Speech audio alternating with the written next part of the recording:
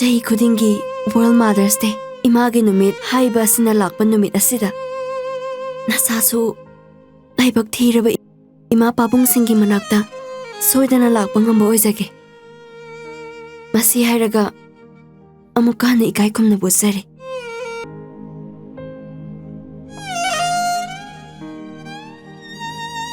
Dada ada ima ama wadauba male magi su saru amta thungmiruse Langhen chakro ayeng mak chakro ayegi naktagi yam lap da chakro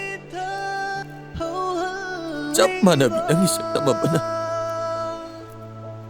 ay bu wat bagi china ko tingai taibang sid nang isaktam se ay bu ona na batarak bane chakro ay naktagi lap da chakro Langhen Dabung si Ke auru re Pengang krep male Nang warau kono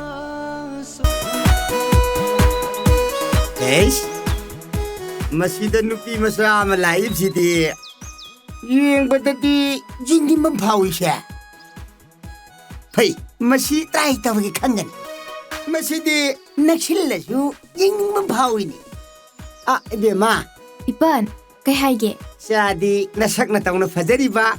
Isagi mingdi kari kawi. Yung nang na kari no?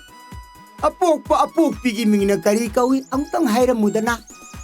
Hai sibo karigno Ipan. Ibadat kari tagalun. Isabu ka nagi masano.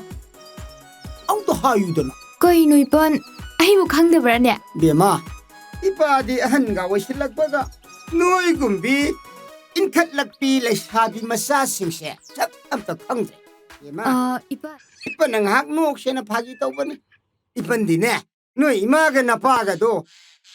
Nung si iba na mabuk pari ba? Ipan din Noy mabuk kupa do da na. Mabuk tu manung do da kariyaw gito yena na ba? Tago na ba? Para ka goro o kainingi Mabuk tu paman kaya ba? Mabuk kupa do. Panang khairehay nang warou yade ko. Loidribra no haibo thengene la parikha tha babu hobe to hongna dine Ima yare hore ne nabu ning chang ne igadabani ko hoi ima na pona chai kari si thari ge yeng chithadre ima layan tang khoram tho se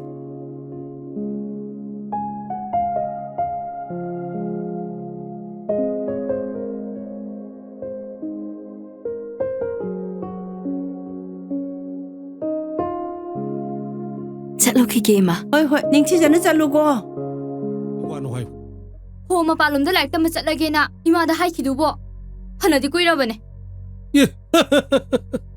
Pilo idin da lady banang na mapalam da like tam chatoi ba hek tawraga fen na tawrani Hey BSC da pilo idin nang amuk ta nate Ani rak surab na tro ho akhoi sagi oza singse like takpa yam haitiye adunadi fen oidaba Hoja da ka tai ladna Ipa Ibemma Ipa ne nangonda sen thada dobuse ai tallabani ngasine aina sautana ne hudan sidadani Kangdre Ibemma Sana phane na khanbado Adum tawro Ipa ju wakan khanbam kangdre